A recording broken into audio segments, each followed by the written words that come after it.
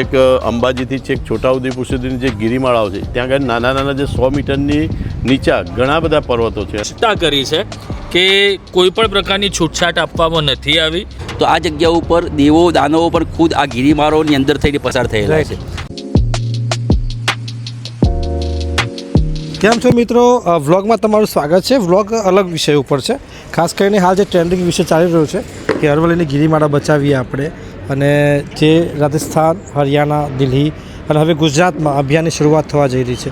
એટલે આ સંજોગોમાં જે આ અભિયાન છે એ અભિયાનને લઈને રાજકીય પાર્ટીઓ જોડાઈ રહી છે, સંગઠનો જોડાઈ રહ્યા છે. પણ અરવલ્લી જિલ્લો કે જે અરવલ્લીની ગિરિમાળા ઉપર જેનું નામ પડ્યું છે તે વિસ્તારના અરવલ્લી જિલ્લાના પત્રકારો શું માને છે એ બાબતે આપણી સાથે પત્રકારો જોડાયા છે. આપણે એમને જ પૂછીશું. અરવલ્લી જિલ્લાનું નામ પડ્યું અરવલ્લીની ગિરિમાળા ઉપર. ઘણી મહેનત આપણા જિલ્લાનું નામ અરવલ્લી જાહેર કરવામાં આવ્યું હતું અને અરવલ્લી જિલ્લો જાહેર કર્યો એની ખુશી તમામ લોકોને હતી. પરંતુ હવે જે આંદોલનની શરૂઆત થઈ છે એમાં અલગ અલગ કારણો પણ આપવામાં આવી રહ્યા છે. પરંતુ એમનું બધાનું શું મંતવ્ય છે એ એમને જ પૂછીશું. સમીરભાઈ છે જે TV 13માં રિપોર્ટર છે જિલ્લાના, અને વિપુલભાઈ રાણા છે ગુજરાત ફર્સ્ટમાં છે, સંકેતભાઈ છે ન્યૂઝ કેપિટલમાં છે. અરવલ્લી જિલ્લાના પત્રકાર છે વિપુલભાઈ રાણા કે જેઓ ગુજરાત ફર્સ્ટના રિપોર્ટર છે, બહુ સિનિયર છે, 20 થી 25 વર્ષ જૂના પત્રકાર છે અને આપણી ચેનલમાં જોડાયા છે. એ યાત્રાધામ શામળાજીમાં રહે છે અને જે અરવલ્લીની ગિરિમાળા વચ્ચે આવેલું છે. વિપુલભાઈ, અરવલ્લીની ગિરિમાળાના જે હાલ અભિયાન ચાલી રહ્યું છે એ અભિયાન વિશે તમારું શું કહેવું થાય છે, તમારા અનુભવ શું કહે છે? ચોક્કસથી હાર્દિકભાઈ, આ જે અભિયાન છે એ અભિયાન પૂરજોશમાં આગામી સમયમાં ચાલુ થશે એવું દેખાઈ રહ્યું છે. ખાસ કરીને વાત કરીએ તો જે અરવલ્લીની ગિરિમાળાઓ છે, ખાસ કરીને અરવલ્લીની ગિરિમાળાઓની વાત કરીએ તો જે મેશ્વો ડેમ છે, પછી માજુમ ડેમ છે, સાથે સાથે શામળાજી મંદિરો છે. આ બાજુ જોઈએ તો છેક અંબાજીથી છેક છોટાઉદેપુર સુધીની જે ગિરિમાળાઓ છે ત્યાં આગળ નાના નાના જે 100 મીટરની નીચા ઘણા બધા પર્વતો છે અને પર્વતોને લીધે જ આ અરવલ્લીની ગિરિમાળાઓ આપણું નામ પડ્યું છે. અને એ અરવલ્લીની જે શોભા છે એ જ આ પર્વતો છે. એટલે આ પર્વતો થકી અત્યારે જે અરવલ્લી જિલ્લાના અને આજુબાજુના જે વિસ્તારો છે એની અંદર પાણીની સુવિધા, સિંચાઈની સુવિધા, સાથે સાથે સારી એવી ખેતીની સુવિધા, ઠંડી ગરમીનું પ્રમાણ પણ સારું રહે છે, પર્યાવરણ પણ સારું રહે છે. જો આ ગિરિમાળાઓ જો નહીં રહે તો આ બધા જે ડેમો છે પૂરા થઈ જવાના છે. પહેલી વસ્તુ છે એટલે પાણીની સમસ્યાઓ ચાલુ થઈ જવાની. બીજા નંબરની વસ્તુ વાત કરીએ તો ઠંડી ગરમી જે અત્યારે જે સપ્રમાણ જે પડી રહી છે એની અંદર પણ ઉત્તરોત્તર વધારો થવાનો છે.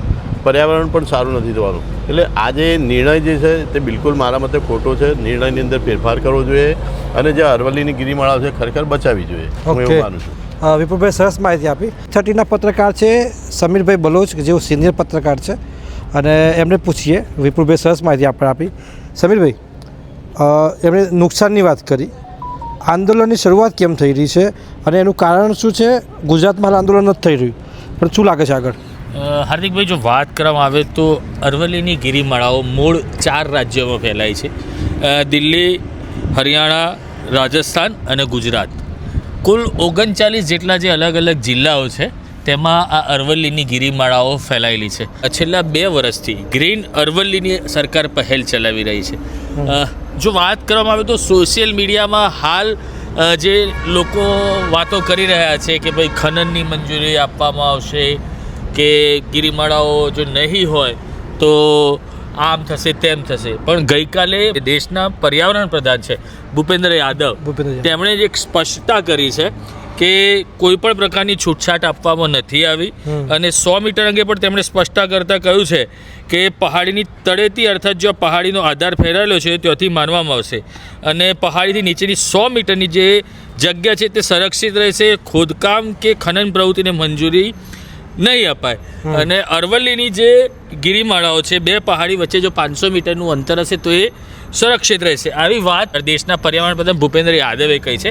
અલગ અલગ અર્થઘટન લોકો કરી રહ્યા છે, પરંતુ ક્યાંક ને ક્યાંક જે આ કોર્ટ દ્વારા કેન્દ્ર સરકારની સાથે આ જે નિર્ણય લેવામાં આવ્યો છે તે ખરેખર એ નિર્ણયને વિચારવા જેવી બાબત છે. ગુજરાતને કેટલું નુકસાન થઈ શકે? ગુજરાતને ખરેખર નુકસાન થાય એવું છે, કારણ કે જે અરવલ્લી જિલ્લો, સાબરકાંઠા જિલ્લો અને વિજયનગરને જોડતો જે જિલ્લો છે એ આ તમામ જિલ્લાઓમાં થઈને અરવલ્લીની જે ગિરિમાળાઓ છે પાલનપુર સુધી વિસ્તરેલી છે. હવે જો આ ગિરિમાળાઓનું અસ્તિત્વ નાશ પામે તો આદિવાસી સમાજના લોકો છે, ખેડૂતો છે, પછી જે પર્યાવરણ પ્રેમીઓ છે આબોહવાને અસર થાય. આબોહવાને અસર થઈ શકે છે. એટલે કે આ આંદોલન સરકાર આ બાબતે વિચાર નહીં કરે તો આગામી સમયમાં આ આંદોલન ખરેખર જે રીતે રાજસ્થાનમાં અત્યારે ચાલી રહ્યું છે તે ગુજરાતમાં પ્રવેશે તો નવાઈની વાત નથી. હાર્દિકભાઈ, સરસ માહિતી આપી સમીરભાઈએ, એમનો જે અનુભવ છે એમને અને સ્પષ્ટતા પણ કરી કે જે પ્રકારે નિવેદનોના અર્થઘટન થઈ રહ્યા છે તો એની પાછળ શું છે.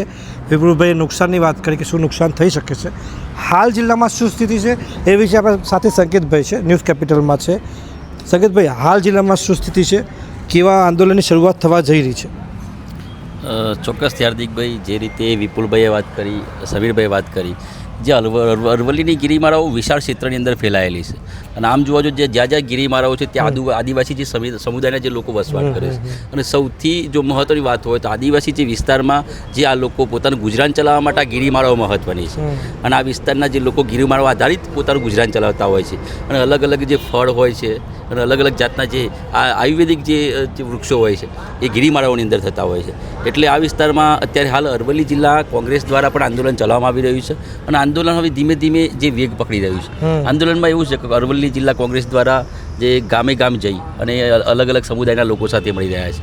આ આંદોલન એક પક્ષ માટે નથી, તમામ પક્ષો જો પક્ષાપક્ષીથી દૂર રહી અને સાથે મળી અને જો આંદોલન કરશે તો આવનારા સમયની અંદર કોઈ તકલીફ ન પડે. અને બીજું સંતો મહંતો તમામ જે વર્ગના જે લોકો આ આંદોલન અંદર જોડાવા જઈ રહ્યા છે અને અરવલ્લીની જે ગિરિમાળાઓમાં સૌથી મહત્ત્વની જો વાત હોય તો આ જગ્યા ઉપર દેવો દાનવો પણ ખુદ આ ગિરિમાળાઓની અંદર થઈને પસાર થયેલા છે.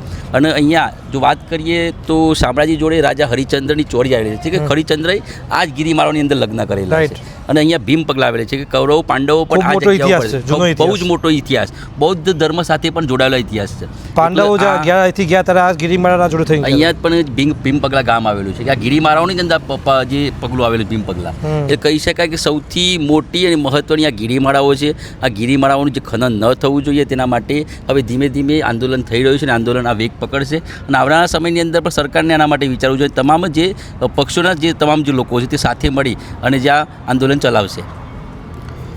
જરૂરથી જો આ અનુભવનો સાર છે અને અનુભવી મિત્રો છે એમને સરસ માહિતી આપી, કારણ કે લોકો અલગ અલગ પ્રકારે વિચારી રહ્યા છે અને એ વસ્તુ સ્પષ્ટ થાય મનમાં કે આખરે આ જે અરવલ્લીની ગિરિમાળાઓનું જે આંદોલન છે એ છે શું એ જાણવાનો પ્રયાસ આપણે અનુભવી વ્યક્તિઓએ બેઠા છે એમની સાથે કર્યો.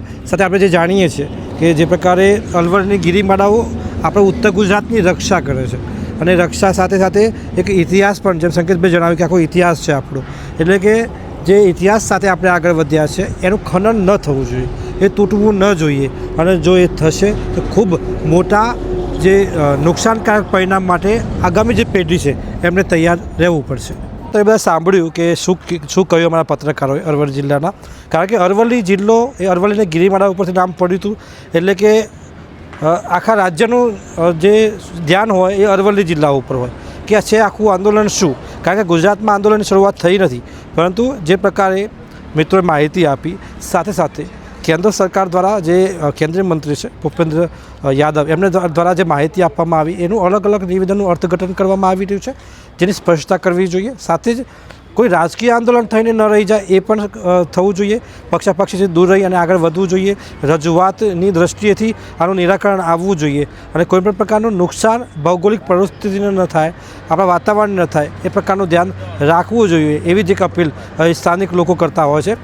હું માનું છું કે તમારા જે પ્રશ્નો હતા આખી જે આંદોલનને લઈને એના જવાબો તમને મળ્યા હશે અને જો હજુ પણ તમારા મનમાં કોઈ પ્રશ્ન હોય તો તમે જરૂરથી કોમેન્ટમાં જણાવી શકો છો. આગામી વિડીયોમાં આપણે તેનો પણ જવાબ શોધીશું અને તમારી સમક્ષ લાવીશું.